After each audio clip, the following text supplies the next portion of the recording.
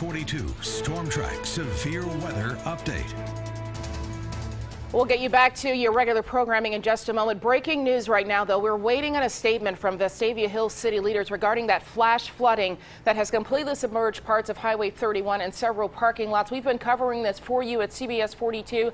The news conference is set to begin any minute now, and we will again bring you live coverage of the situation that has happened and created these parking lots on Highway 31 that have turned into rivers. We've seen cars floating down rivers, unbelievable images, including this one where a car went under a bridge, flipped over, and completely submerged in water there. This was as if it weighed nothing at all, and there are dramatic rescues like one that led to this one going on all over our community right now. We do have, again, teams all over the place. We want to show you this video from Vestavia Park Apartments where, again, a parking lot completely underwater. You can see cars sitting in that water, many of them with water up to the rooftops. And again, that's not the only place. Vestavia Bowl, another one. We want to show you a live look from Highway 31 near Vestavia Bowl, and that is where we do have crews there located as well. That water is still up.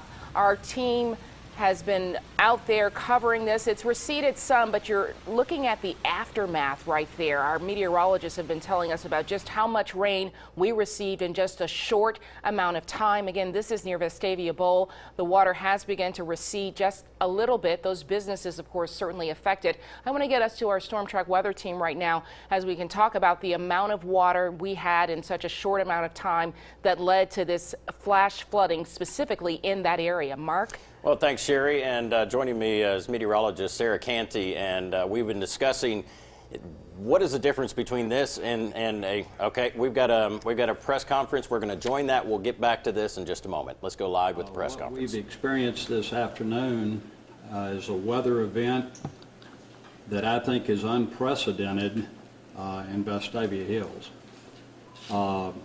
You'll learn more about the particulars of this in just a few minutes from our police and fire and our city manager. But first, I want to send my sympathies and express our cares and concerns for the individuals that lost property in this flooding situation, and certainly the businesses that were affected. We're going to do all that we can after we've assessed completely what has taken place. We'll do all we can within the authority of the city to help these businesses. At this time, I want to turn this over to our city manager that can tell you more of the particulars of what took place this afternoon. Thank you, Mayor. Good afternoon. I echo the mayor's sentiments. We're saddened by the circumstances that occurred this afternoon.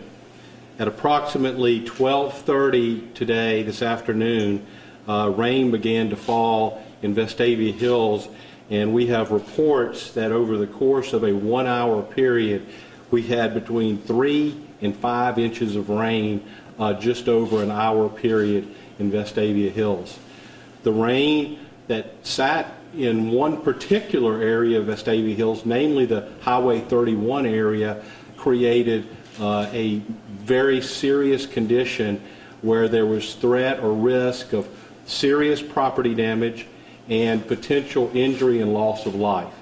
I'm glad to say, as we sit here right now, there has been no injuries or loss of life that have been identified through our first responders. However, there's significant property damage. Over the course of a 2-hour period of time, because of this extensive flooding, which was of a flash flood nature that followed generally the banks of the Patton Creek area, began overflowing their banks from the general area of Vestavia Park Apartments south along Highway 31 to the interchange of I-65 and Highway 31. There were multiple vehicles that were pulled into the creek that led to exacerbating the condition as the vehicles then clogged the inlets and made the water spread even faster outside of its banks. The property damage involved not just the loss of vehicles, but the damage to multiple apartments and businesses along the corridor. Our first responders, our police department, our fire department, and specialized units within our fire department began search and rescue operations. And again, I will reiterate, after several circumstances of searching and finding others, there was no known injuries or loss of life at this time. The current condition, we have our public works employees working alongside of ALDOT, because Highway 31 is an ALDOT controlled right-of-way. We're working together to clear the roads, clear the inlets. We have backhoes and heavy equipment clearing the pipes that go up under Highway 31. We have our firefighters and our fire department officials who are doing secondary searches along the creek to ensure that there are no individuals or no other vehicles that might have a risk of some type of tragic situation occurring. The police have been working hard to make sure that the traffic flow and the condition was controlled along Highway 31. At this point in time, it's being reported that the roads are all open now, but I want to emphasize, because we found situations during this natural disaster where people went through areas of flooding that they should not have gone through. And that's even after police had warned them not to enter the area. When there are flooding conditions, do not attempt to go through those flooded roads. We continue our efforts of cleanup. The efforts of cleanup will continue again over the next several days, and we'll be assessing further damage as time allows. But again, I will repeat, at this point in time, despite significant property damage along the Highway 31 corridor, we do not have any report of injury or loss of life, and I'd like to thank our first responders, our police, and our fire for helping to ensure that that was the case. There were individuals in cars who were stranded, who had to be rescued. There were individuals in their businesses and their residences of the apartments that had to be assisted along the emergency. So at this stage, the water is receding, and we feel comfortable that we'll be able to fully assess the entire corridor over the course of the next several hours. So with that, that's really where we are from a fact perspective.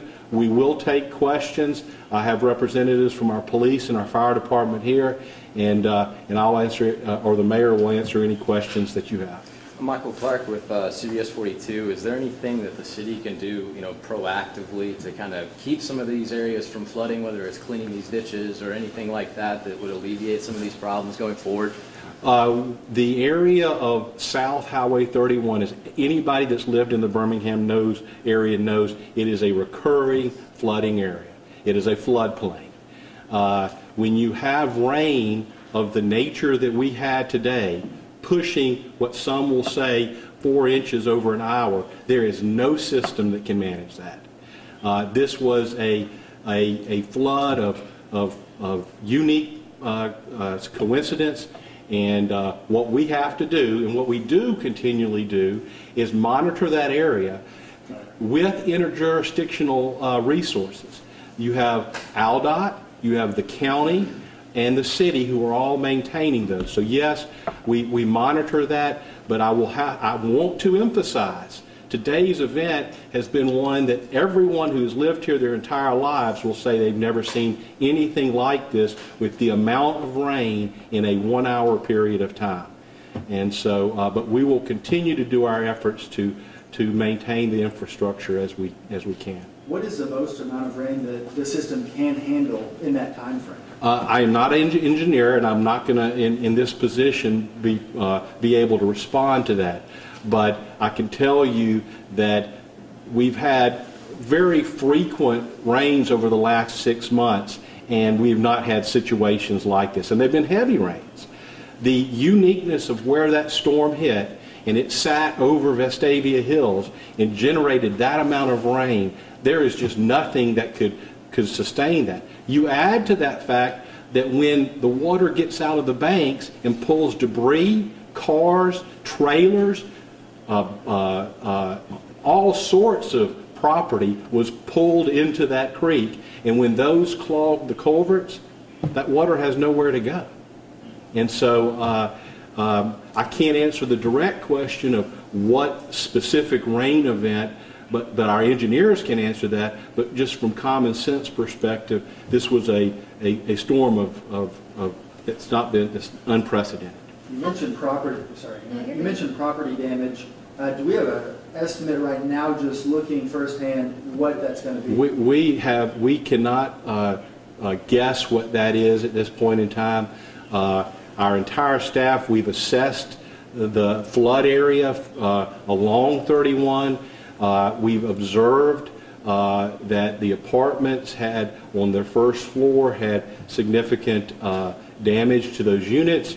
Cars were submerged, but we can't say right now how much total damage has been caused because of this weather event.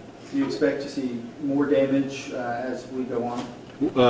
Obviously, as we do our secondary searches and we identify the vehicles and other things that were washed into the creek, we'll be able to assess better, as well as after talking to some of the businesses and property owners. Mayor Curry and I went through the entire area. We talked to the business owners we could find, and we got some preliminary anecdotes, but it's too early for us to quote anything from a hard fact perspective. I know you'd mentioned about and we've been listening to Vestavia Hills City Manager Jeff Downs talk about the recap of what just happened in Vestavia with the flash flooding and the updates we have. There are no known loss of life at this point, he said. They will have secondary searches along Patton Creek. That is the creek that flooded. They say vehicles floated into areas and blocked the culverts, and that caused the water to back up even more. That parking lot we saw at Vestavia Bowl, one of the reasons the water could not recede is because vehicles were blocking the culverts, but those vehicles have been removed, and we just saw that water is receding at this point. Highway 31 is reopened, but they did have to have several people rescued from businesses, cars, and their homes in that area of Highway 31. This is a backhoe right now that's clearing that parking lot, and you can see all of the mud and debris that have rushed into that parking lot. CBS 42 News has been bringing you live coverage of this flash flooding. Again, Highway 31 is reopened at this point, but rush hour is about to happen. There's still a lot of activity. We want to get you over to our traffic alert unit. CBS 42 traffic anchor Rachel Lundberg is here in the studio with the very latest on what's happening.